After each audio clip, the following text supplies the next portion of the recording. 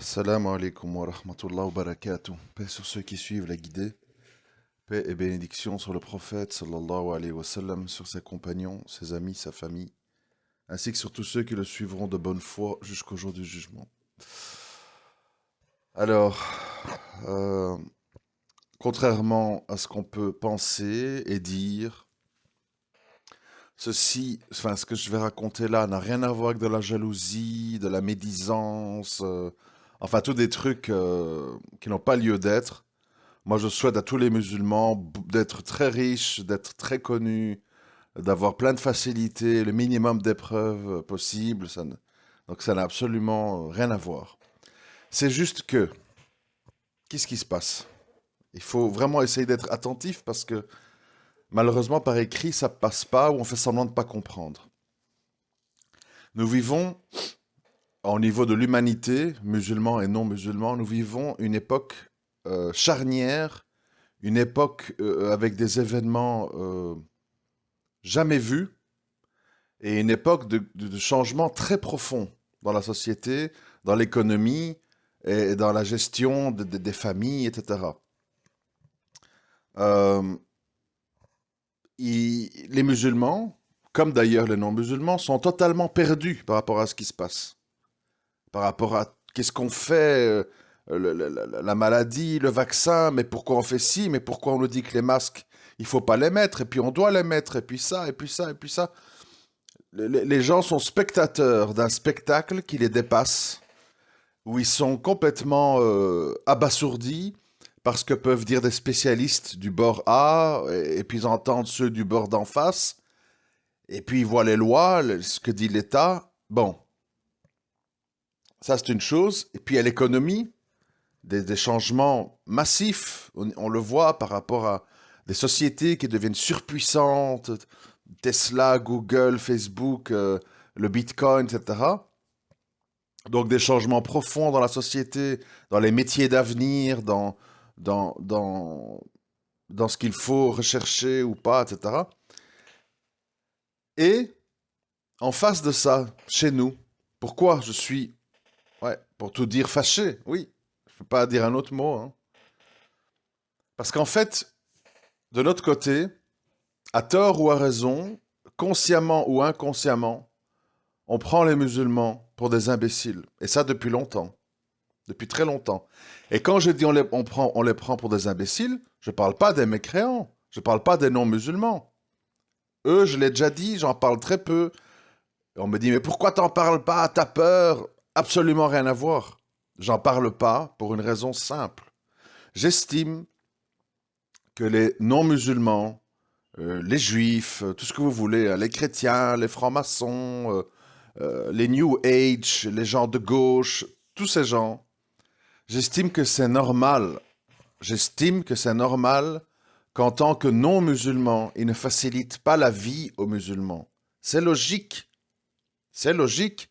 Pourquoi, si je ne crois pas dans une idéologie, avec toutes les contraintes et tout ce qui va avec, je vais promouvoir ça? Non, je vais essayer, comme ils font, de faire, d'influencer pour que les jeunes filles, les jeunes garçons quittent un peu la religion de leurs parents, relativisent, ne prennent pas le Coran au pied de la lettre, et une vision très bouddhiste de l'islam. C'est normal. C'est normal. Ils veulent avoir la paix. Ils veulent pas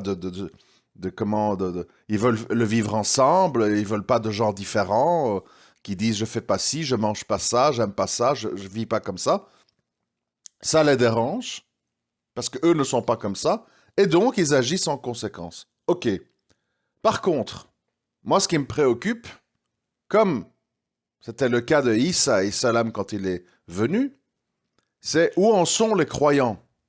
Que font les croyants?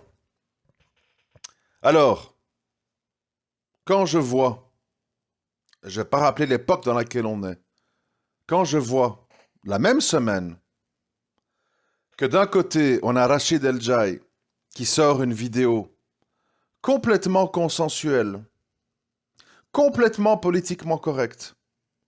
Ah, le complotisme, c'est pas bien. Vous savez, il y a des gens qui meurent hein, de pas s'être soignés du coronavirus, c'est une réalité. et allez vite vous vacciner, enfin bref, un truc où de nouveau nous sommes pris pour des enfants, pour des imbéciles, et où on doit nous amener par la main à dire rentrez dans le troupeau et suivez le mouvement. À une époque où les non-musulmans se posent des questions, où les non-musulmans refusent à hauteur de 75% dans le personnel qui travaille dans les EHPAD, dans les homes pour vieux, qui refusent de se faire vacciner. À une époque où des dizaines et des dizaines de scientifiques non musulmans sont critiques, émettent des questions, disent on n'est pas conspirationniste, on n'a pas un historique de conspirationniste, mais il y a quelque chose de bizarre et quelque chose d'anormal dans tel et tel point. Donc à l'heure où des non-musulmans réfléchissent et se posent des questions, nous, on vient nous dire attention, ne devenez pas des complotistes. C'est pas bien, parce qu'il y a des gens qui meurent du Covid. Méfiez-vous des complotistes et suivez le mouvement.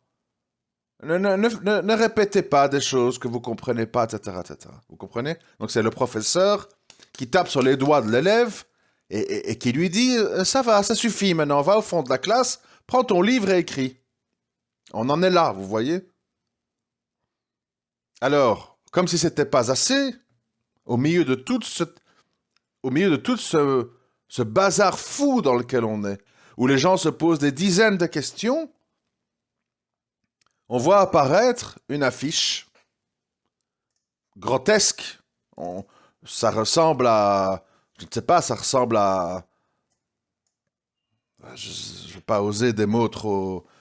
Enfin, on dirait une réunion pour une gay pride ou une espèce de truc de bois de Boulogne, je ne sais pas, avec du rose, du bleu, du mauve, et un logo par-ci, un cœur par-là, des étoiles en haut, et des photos, et des petits haut-parleurs. Et alors on voit Cheikh Mourad Hamza, Samad Jedid, Anan Afella, Firdaus, Mohamed Nadir, Vincent Souleyman, Ismaël de Marseille, Nader Abou Anas. Donc vous imaginez, hein, nous sommes là avec 8 personnes qui vont se mobiliser pendant, si je ne me trompe pas, du lundi 28 décembre au dimanche 3 janvier, tous les soirs à 20h, dans des lives Facebook, qui vont se mobiliser sur un seul thème. Un seul thème. Le gros gâteau à la crème, le mariage. Pérenniser son couple, l'importance de l'engagement dans le couple, prise de poids après le mariage, se connaître soi-même et connaître l'autre, suis-je prêt à me marier, un couple harmonieux à la lumière du Coran, les règles de la demande de la main et les règles du mariage. On en est là. Moi, ces conférences-là et tous ces sujets-là, je les entendais en 1990, début 2000, fin 2000, début 2010, jusqu'à aujourd'hui. Pendant que le monde s'écroule, pendant que le Titanic coule, comment on pourrait faire pour acheter des belles nappes pour le casino, le restaurant? Comment améliorer ceci, cela? Alors que l'eau est dans le bateau. Et l'eau, elle est dans le bateau, pas seulement à cause de l'économie et du Covid. L'eau est dans le bateau parce que, avant tous ces sujets que je vois là, devant moi, sur cette affiche, il y a qui est Allah? Qu'est-ce que le Tawhid? Comment et où doit vivre un musulman? Situation des musulmans qui vivent en minorité en Occident. Répercussions et conséquences de la vie des musulmans en Occident. Tous ces sujets-là, ça vient longtemps avant comment perdre du poids après son mariage, etc., quoi. C'est-à-dire que on est occupé à s'acharner sur les bouts des branches de l'arbre, alors que le problème, c'est la racine. Tu ne peux pas dire à quelqu'un le discours qu'on connaît tous par cœur. Ah, le mariage en islam, c'est la miséricorde, c'est la patience, vous êtes une couverture l'un pour l'autre, il faut comprendre l'autre, il faut savoir communiquer, il faut s'écouter, blablabli, blablabla. Moi, je peux faire en une demi-heure résumer tout ce qui va être dit là pendant 5 jours. Si c'est pour dire ça, on sait tous de quoi on parle. Prise de poids après le mariage, ben oui, le corps se transforme, donc plus on vieillit, moins il faut manger, il faut faire des longues marches, il faut pas se laisser aller au sucre, parce que le sucre empêche de brûler des graisses. Enfin, bon, est-ce que c'est sérieux tout ça? Enfin, moi je veux bien, mais est-ce que c'est des priorités? Vu les circonstances, vu la perdition dans laquelle sont les musulmans. Alors quand je dis ça, oui, mais Harry, quand même, c'est la moitié de la foi. Oui, mais quand même, c'est important. Il faut quand même qu'on sache comment se marier. En 2021, vous n'avez pas encore assez vu de conférences. Vous n'avez pas lu encore assez de livres sur le mariage. Vous savez toujours pas? Vous savez toujours pas comment ça se passe? Vraiment? Ou vous voulez vous occuper et faire semblant qu'il y a encore des activités pour les musulmans en organisant une 158e réunion sur le thème du mariage? Pour vous sentir vivant, puisqu'on n'ose plus parler de Tawhid, puisqu'on n'ose plus parler de désaveu, puisqu'on n'ose plus parler de Hijra, puisqu'on n'ose plus parler de mode de vie, d'économie et tout, on va reparler du mariage. Comme ça, on va occuper les musulmans. Encore heureux que c'est gratuit. Il manquerait plus que c'est payant. Ce serait le sommet de l'histoire.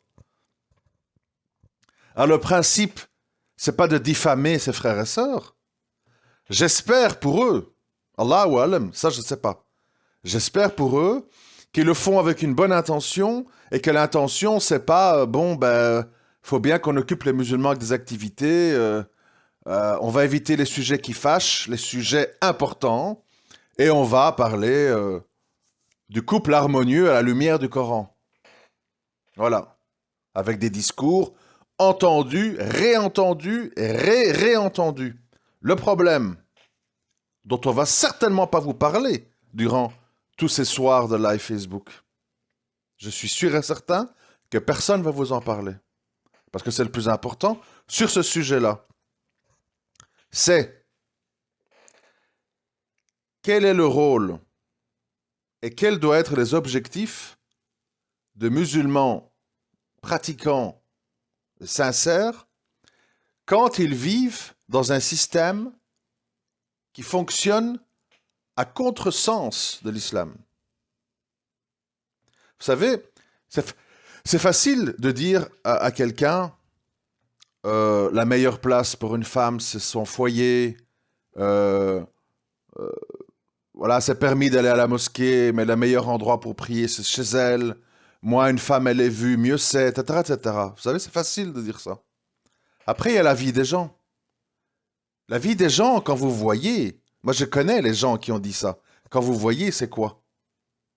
Ah, je suis divorcé pour la deuxième fois, j'ai dû me dévoiler pour une formation, je suis convoqué chez le juge machin, truc, j'ai pas envie d'avoir l'air d'une islamiste, je me mets en...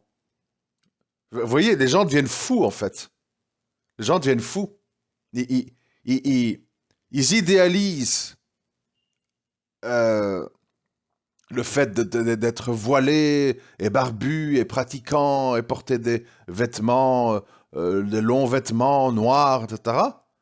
Et puis dans leur réalité, leur vraie réalité, face aux contraintes de leur vraie vie, ils sont dans l'opposition à tout ça. Alors le vrai problème de cette histoire de mariage, je ne sais pas s'ils vont en parler, j'en doute, c'est le fait que le musulman, parce qu'il vit dans un système tellement éloigné de ses idéaux, tellement éloigné de ses codes, il développe une schizophrénie. Et c'est là qu'on a des frères et des sœurs amers, revanchards, déçus par le mariage. Parce qu'ils ont cru, cette femme, cet homme, qui a l'air de musulman sincère, il va m'aider à devenir mieux, plus stable, de vivre ma religion, etc. Et puis, qu'est-ce qu'on constate? Ah, mais je suis étonné, ce frère que je voyais en camis avec une grande barbe qui parle l'arabe, ah, ben le soir, il joue à la console, Il va chez ses potes voir la finale avec le Real Madrid. Ah, je l'ai surpris avec une cigarette. Parce que le mode de vie dans lequel nous avons été éduqués pousse à la schizophrénie.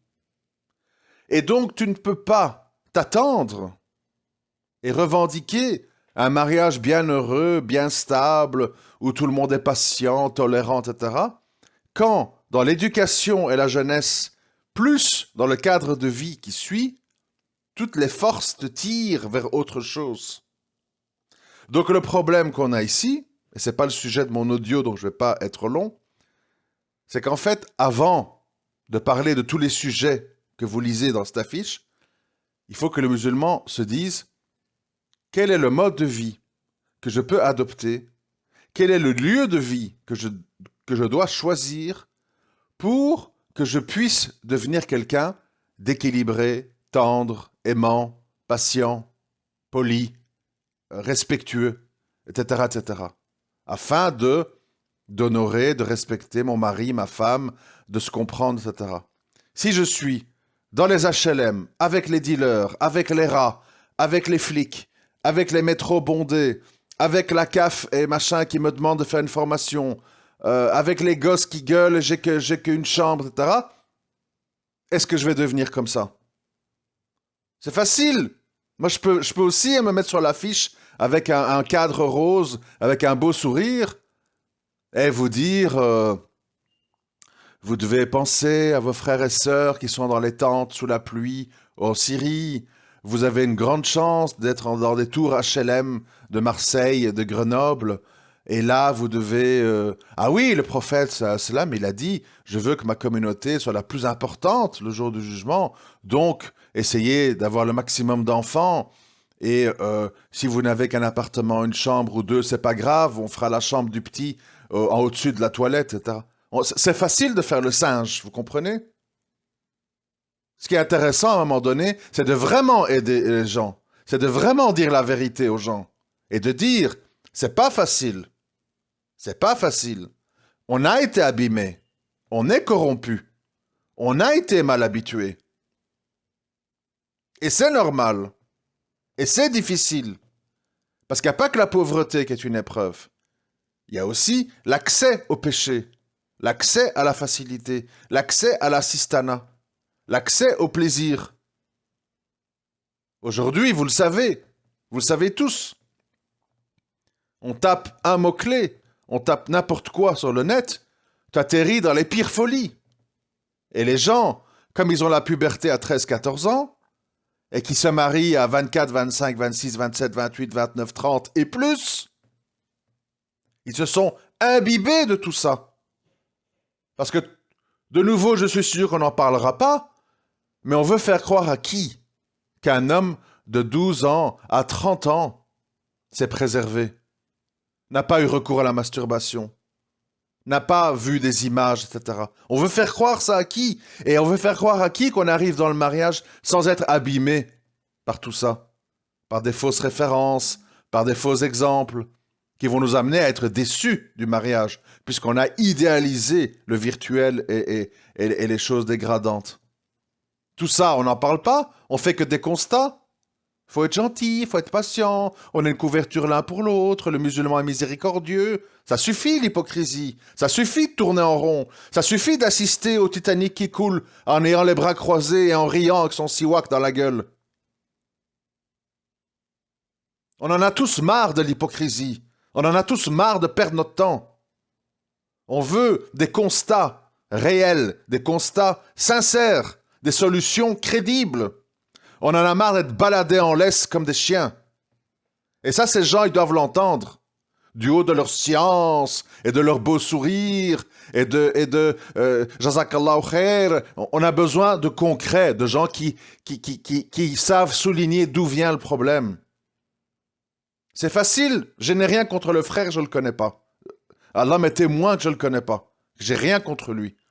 C'est facile pour le frère Mohamed, je vois qu'il s'appelle Nadir, de dire le sujet lundi, je suppose c'est le lundi 28 décembre, à 20h sur Facebook, suis-je prêt à me marier? Qu'est-ce que ça veut dire, ça? Suis-je prêt à me marier? Prêt comment? Physiquement, oui, les gens sont opérationnels à 12, 13 ans, ils sont occupés à ronger leurs doigts, leurs ongles, ils n'en peuvent plus. Oui, donc ils sont prêts physiquement, oui. Mentalement, certainement pas. Ils sont tous dans les mangas, dans les foot, Barcelone, l'école, la PS5 qui vient de sortir, euh, les tours en quad dans la cité, prêts, non, ils sont pas prêts. Ils sont abreuvés de plaisir et de distraction. Ils sont pas prêts aux femmes, les caprices, psychologie féminine, accouchement, les règles, émotions, mauvaise humeur, insultes, élever la voix. Ils sont pas prêts. Ils vont dire qu'est-ce que c'est que ça? Bouge, hey, tu me saoules là. Oui. Alors ils sont pas prêts. Ok, ils sont pas prêts. Parce que la question c'est suis-je prêt à me marier? Ben non, ils sont pas prêts. Mais qu'est-ce qu'on fait? C'est ça la question. Qu'est-ce qu'on fait? Le gars, ça fait 20 ans qu'il est là-dedans. Il y a la finale de Barça, hein, je vous laisse les frères. Wesh wesh. Ça fait 20 ans qu'il est là-dedans. Même s'il a le cabis. Et même s'il dit Assalamu alaikum wa rahmatullah. Derrière, il y a ça dans le cortex. Alors il n'est pas prêt. Mais qu'est-ce qu'on fait? C'est quoi la solution? Mohamed Nadir, le 28 décembre à 20h, donne-nous des solutions. Des solutions. Le gars, il est en HLM, à Mantes-la-Jolie. Depuis 20 ans, il est dans le foot, la PS5, l'école, machin, le business, etc. La puberté, il n'a pas pu exprimer sa sexualité, il n'en peut plus. Qu'est-ce qu'on fait? Que fait ce frère pour être prêt? Lire le Coran 40 fois, c'est de la théorie. Il est formaté sur la vie qu'il vit, la réalité, ses potes du quartier. Abdelkader, salam alaikum, ça va la famille, wesh wesh? Ouais, ça va, alhamdoulilah. Voilà comment il vit. Qu'est-ce qu'on fait? Il reste à Mantes-la-Jolie? Il reste avec ses potes de quartier? Il reste convoqué par la CAF pour savoir s'il veut pas ramasser les poubelles parce que sinon on va lui couper ses aides sociales? Qu'est-ce qu'on fait? C'est ça l'important. Pourquoi il est devenu comme ça? Pourquoi il est formaté comme ça? Parce qu'il est méchant? Parce qu'il est mauvais? Non. Ses enfants, ses parents l'ont amené à Mantes-la-Jolie. Il a été éduqué là et il est devenu comme tous les gens de son quartier. Sauf que, hamdoulillah, parmi tous ses copains, eh bien, il fait partie des 5-6 qui sont retrouvés à la mosquée, qui ont un siwak et qui cherchent un mouton à l'Aïd pour bouffer du mouton en famille. Voilà. Mais le reste, c'est la même chose. Même enfance, même cadre, même vocabulaire, même référence, même passé, même péché. Et voilà. C'est... Je sais pas quoi vous dire. Parce que chaque fois, alors... Ah, t'es jaloux? Ah, mais eux, ils bougent. Ah oui, eux, ils bougent au moins. Ah, ils bougent, oui. Tout le monde bouge, hein. Tout le monde bouge. Charlie Hebdo, il dessine. Zemmour fait des émissions à la télé. Onfray écrit un bouquin par mois. Ça bouge, tout le monde bouge. Tout le monde fait des vagues et de la fumée. Ça bouge, ça bouge, ça bouge, ça bouge. Et on fait des vidéos, on fait des chaînes YouTube, on fait des réunions. Oui, on bouge pour aller où? Moi aussi, je peux te dire, viens, monte en voiture, on bouge. Et je vais où avec ma voiture? Je tourne dans le quartier, je vais me perdre dans la campagne. Oui, bouge. Bouger pour faire quoi? Pour occuper les gens? Pour les aider? Pour changer les choses? Pour montrer du doigt d'où vient le problème? Pour dire aux gens dans leur figure, il y a un problème dans ta vie. Tu me dis Sunna, tu me dis la barbe, tu me dis le voile, tu me dis que tu es sincère, et puis tu chattes avec 40 sœurs en même temps, tu fais des rendez-vous,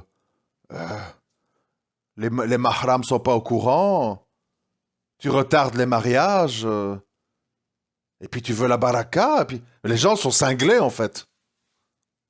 On peut pas continuer à encourager les gens à être des schizophrènes.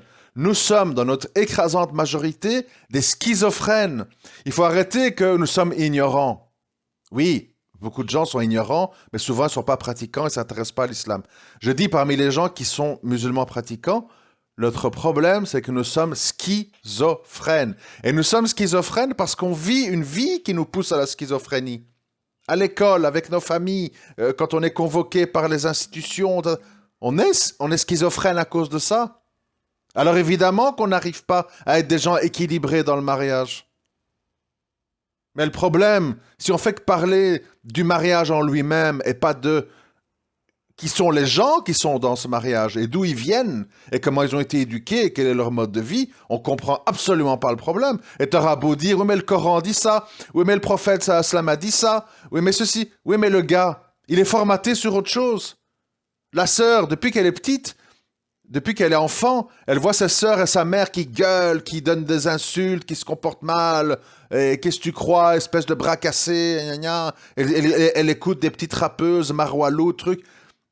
Alors oui, elle a son voile et tout, mais dedans, dans la tête, il y a quoi? Il y a, il y a une éducation de garçon manqué, de petites pestes capricieuses qui ne sait pas cuire un œuf et qui sait pas se lever la nuit pour changer une couche. Ça, c'est la réalité. Et si on ne dit pas la réalité aux gens, t'auras beau dire tout le Coran, les hadiths du monde, les gens vont se prendre un mur. Alors ça sera facile après de se moquer d'eux. Ah, moi j'ai plein de gens qui m'écrivent en privé que ça va mal ceci, ça va mal cela. Mais alors diagnostique le vrai problème. Donne aux gens des vraies solutions. Et arrête toujours de les renvoyer à dire le Coran, le prophète, sallam. Oui, mais il y a la vie, il y a la réalité. Nous sommes faits de chair et de sang. Et ça compte aussi. Notre milieu social, notre enfance, nos parents, notre entourage, nos amis, nos références, nos émissions télé, les jeux vidéo, tout ça, ça compte. Dans la vie des gens, si on arrête de se la jouer et de mentir, il n'y a pas que le Coran et la Sunna. Il y a plein de choses. Le Coran et la Sunna, dans le meilleur des cas, on le lit un peu, on s'y intéresse un peu. Passe pas je connais pas beaucoup de gens moi, qui passent des nuits de veillée à lire le Coran. Les gens, je vous répète, tout pratiquants qui sont, tout moudjahidines qui sont, ils sont là, le football, la PS4, Call of Duty, tatati, tatata, et le nouveau jeu, et Cyberpunk et compagnie. Ça, c'est la réalité. Ou bien on ment, on fait semblant que non. Moi, mentir, ça m'intéresse pas. Perdre mon temps, ça m'intéresse pas. Et balader les gens non plus. Voilà. Pas envie de me retrouver devant Allah à dire j'ai baladé les gens. Comme ça, j'ai pu faire la promo de mon bouquin, j'ai pu faire la promo de ma chaîne Twitch, j'ai pu parler de ma page Facebook où on pouvait se faire membre pour mieux se connaître et progresser dans la connaissance de soi, machin, Firdaus. Se connaître soi-même et connaître l'autre. J'imagine le tableau, quoi. On est dans le truc féministo, New Age, enfin bref. Enfin, voilà, moi je ne sais pas quoi vous dire. Pourtant l'heure est grave, les épreuves seront très très fortes. On est à deux doigts d'avoir des projets de loi qui vont plus ou moins criminaliser les gens non vaccinés. Personne n'en parle, ou quand on en parle, c'est pour dire soyez pas des conspirationnistes. Euh, et voilà, on est baladé, on est des moutons qui sont amenés de pâture en pâture. Tous ces intervenants ne comprennent pas les enjeux, ne comprennent pas l'époque dans laquelle on vit, ne comprennent pas l'économie, ne comprennent pas les défis gigantesques qui nous attendent tous, d'ailleurs, musulmans et non musulmans. Et alors, on va vous parler de être gentil dans son couple, de communiquer, d'être patient, d'être une couverture l'un pour l'autre. Qu'est-ce que vous voulez que je vous dise? C'est triste, mais je peux rien y faire. On subit. Et enfin, voilà. À chacun de voir. Si vous pensez que ce qui me motive, c'est la jalousie, la médisance, et que je sais pas quoi, non. C'est juste que, moi je le dis et je le redis, j'ai pas souscrit à l'islam pour assister à ça. J'ai pas souscrit à l'islam pour finalement me retrouver à devoir écouter à 90% des vidéos YouTube d'intervenants non musulmans parce ils sont dans l'air du temps et comprennent ce qui se passe. Ils s'y intéressent en tout cas. Et à me retrouver devant des musulmans, dans leur écrasante majorité, inintéressants, en décalage complet avec ce qui se passe et qui sont devenus pratiquement inaudibles. Je vous remercie de m'avoir écouté. À très bientôt, Inch'Allah. Assalamu alaikum wa rahmatullahi wa barakatuh.